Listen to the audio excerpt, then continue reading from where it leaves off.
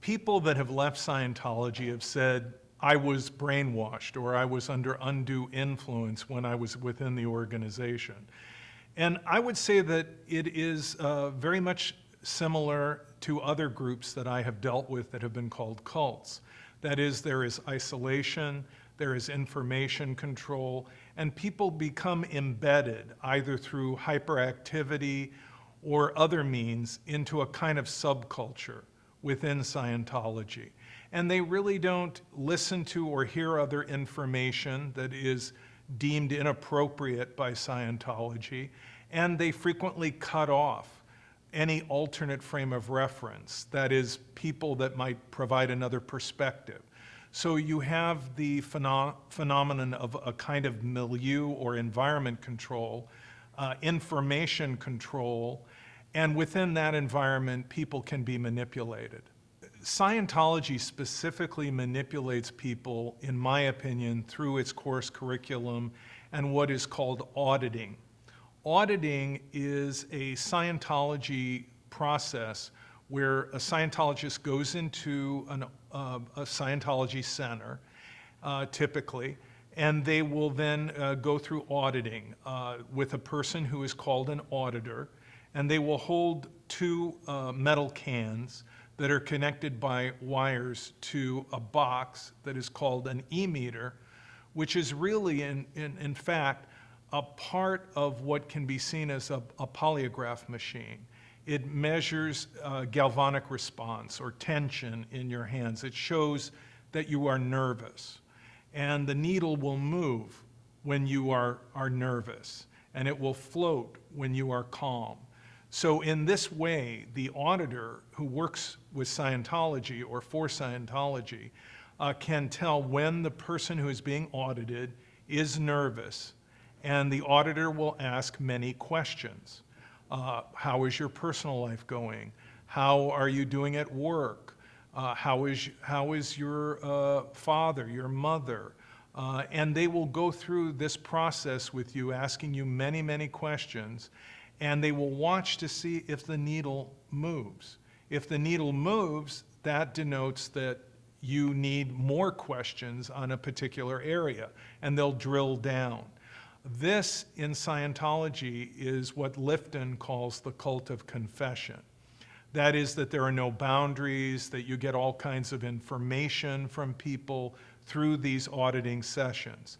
The auditor takes copious notes, and those notes go into what's called your pre-clear file or your PC folder, and that becomes the property of Scientology.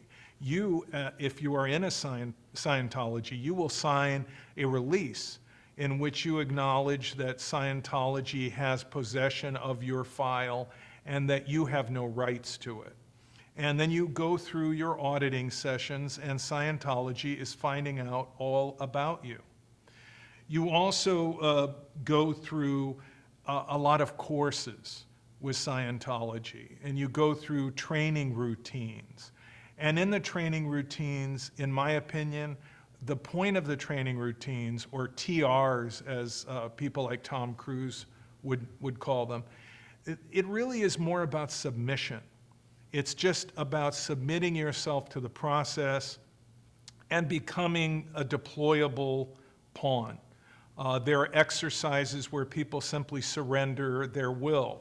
And in the training routines, your partner in TRs will point you to a direction, tell you to see the wall or to perform some function. And in my opinion, the real purpose, the underlying agenda of the TRs is to get people to submit, to get them to surrender, to become pliable and engender dependency upon the training to establish reality, to create a perspective for the person who is going through the training, to create a mindset regarding Scientology. And when you go through the process of these courses, and you go through the process of confession, which is achieved through these auditing sessions, if you don't disclose information, In Scientology, that's called a withhold. You are withholding. And people who withhold are immediately suspected of being a potential trouble source, which means that you are being affected by a suppressive person, an SP, which is a negative label. Again, I would say that correlates with Lifton's loaded language or thought-terminating cliches. And that is that Scientology can potentially label anyone an SP. And if they label someone an SP, a suppressive person, there is a ritual within Scientology where you disconnect from that person. You eliminate them from your life. And this would be, again, in Lifton, where he talks about thought reform, the dispensing of existence. That is, labeling a person an SP means they have no right to exist in your life. And then people who withhold may be exposed to an SP. That's why they're withholding information, which Scientology has basically the right to know everything about you through auditing. And so if you withhold, you might be a suspect. You might be a suspicion. If you withhold, you might be a suspect. You might be a PTS, a potential trouble source, because you are associating with an SP, a suppressive person. And this is Scientology's way of hectoring and controlling your life, eliminating any outside feedback, any alternative perspectives by labeling them with loaded language. That person's an SP. That person is PTS. And then they can make the demand on you to confess by saying, you are withholding. Bring out the information. And then in the auditing sessions, they can then drill down and find out what is your Achilles heel? What is your, as Scientology says, your ruin? What is your most vulnerable spot? And in this way, they can begin to manipulate you and move you along their bridge, which in my opinion is a bridge based on brainwashing.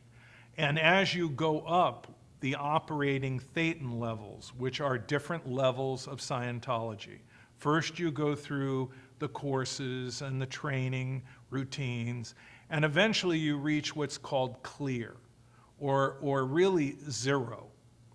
At that point, you then, if you continue paying, can pay your way up the various levels of Scientology, beginning with operating thetan level 1, and then there comes 2 and 3, and it goes all the way up to 8. Tom Cruise, I believe, is an OT7. John Travolta, I think, is an OT7. I've heard Jenna Elfman is also an OT7. So you move up these levels. As you go through all of this training and this auditing and everything, Scientology is learning everything about you. It's going into your pre-clear folder, which is their intellectual property, which you have signed away your rights to. Scientology knows your secrets. Scientology knows everything. And if you withhold, that is the equivalent of a sin in Scientology. And then you can become a suspect, a potential trouble source, a PTS. So then comes the next layer of control, which is that Scientology has different people performing different tasks. They have the auditor, who is, if you will, in my view, micromanaging confessions and streaming information back to the people in Scientology about you. And then there are people that are called ethics officers. These are the people that police Scientology. And those ethics officers are going to hear about any withholds, any breaches of ethics, anything inappropriate that you have done according to Scientology, any questioning of the basic assumptions of L. Ron Hubbard's theories, etc. And so that ethics officer will then basically confront you. And you can be put on report. There are your family members, your friends who are in Scientology could potentially report on you and do an ethics report in which they report you to an ethics officer for breaching Scientology protocol or breaching the ethics as laid out by L. Ron Hubbard. In this sense, the structure that L. Ron Hubbard created in the 50s and the 60s, which is interesting because it was at the same time that Edgar Schein and Robert J. Lifton were publishing their initial research in books about thought reform and coercive persuasion. I've often wondered if Hubbard read those books as they came out and that he used them as a means of informing the structure that he created that became the course curriculum and the training of Scientology. Because what I see when I look at the training, and I've looked at it, and all of the courses and so on, and I've looked at much of it over the years, I see parallels of it matching up to elements of thought reform or brainwashing. And so Hubbard created a kind of machine that continues to exist even after his death. Now the machine is run by David Miscavige. When Hubbard was alive, he ran it. Arguably, in the final years before his death in '86, he may not have been that coherent. And ironically, when Hubbard died, they found traces of a psychotropic drug in his bloodstream, according to numerous reports. So was Hubbard mad in the end? Why didn't Scientology work for L. Ron Hubbard? The accounts that have been written about the end of his life seem to mirror a man who was very lost, very disturbed, seemingly incoherent at times, and out of touch with reality. So if Hubbard, who invented the training, wasn't given mental acuity or clarity through it, how can it be good for us? And I think that many of the people that I've talked to that are former Scientologists will say that the training was not beneficial and that in fact it was enormously stressful and that at certain points they began to crack. And I think it's arguable that Scientology is not good for your mental health as opposed to the answer for mental health as advertised. I have done interventions to get people out of Scientology. Two that come to mind, one that I talk about in depth in my book called Inside Out, was a man who joined Scientology at a very young age and stayed in for 27 years. His family became increasingly disturbed when he talked about becoming a member of full-time staff of Scientology. The full-time staff in Scientology are called the Sea Organization. That's SEA. L. Ron Hubbard used to be in the Navy. He was an officer in the Navy during World War II, and he fancied the staffers of Scientology being kind of like his Navy.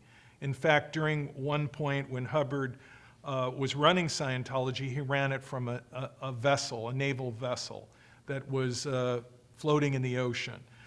He didn't want to be held accountable, and he kind of literally made himself into a moving island that could not be held accountable by anyone.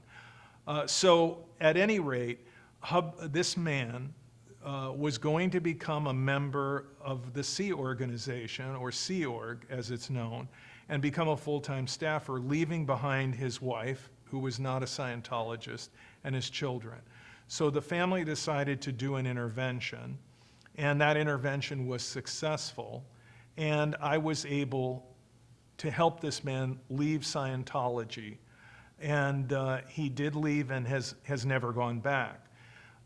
Interesting that at one point in the intervention, I think what he found particularly interesting, and I talk about this in the book, was that if Scientology is based on science, which is the idea that L. Ron Hubbard posited, which is that Scientology is a hybrid of spirituality, a kind of therapy, catharsis, and it's based somehow on science. I would argue that it's pseudoscience, but be that as it may, I said to the man that I work with in the intervention, if Scientology is science or scientific, science changes because research keeps changing science. We learn more and it evolves. And I pointed out that there were certain theories of Hubbard, for example, that toxins remain in fatty tissues of the human body indefinitely, which have been proven false by scientific research. And I said, why can't Scientology accept that scientifically science evolves, it moves on based on new facts, new research, and yet through Scientology's drug rehabilitation program called Narconon, they would not change their theory, which is very important to Narconon, that toxins or drugs remain in fatty tissues in the body indefinitely, and that you need to go through what is called the purification rundown, which is a process of saunas, ingesting vegetable oil, taking high doses of niacin to, Hubbard thought, leach the toxins or drugs out of your body and become purified. And that process is based on the idea that the drugs remain in the fatty tissues of the body indefinitely, and the only way to get them out is the purification rundown. And I said to the man, this is not science. It has been disproven. Toxins are dispelled from the body over a period of time, and they do not reside permanently in fatty tissues. And why can't Scientology acknowledge that? And I think for him, that was a point of reckoning, where he realized that Scientology was not scientific, and that it did fit Robert J. Lifton's description of a sacred science. That is, that it was rigid, that it was absolute, that it could never be questioned, and that disturbed him. And that was the beginning of him realizing that Scientology had used a thought reform process on him. And he came to that point, and he decided to leave. Another intervention I did was with a 14-year-old minor child. Her brother was involved with Scientology, and he was recruiting her into Scientology. And Scientology actually wanted her to become a Sea Organization or Sea Org member at one of their facilities.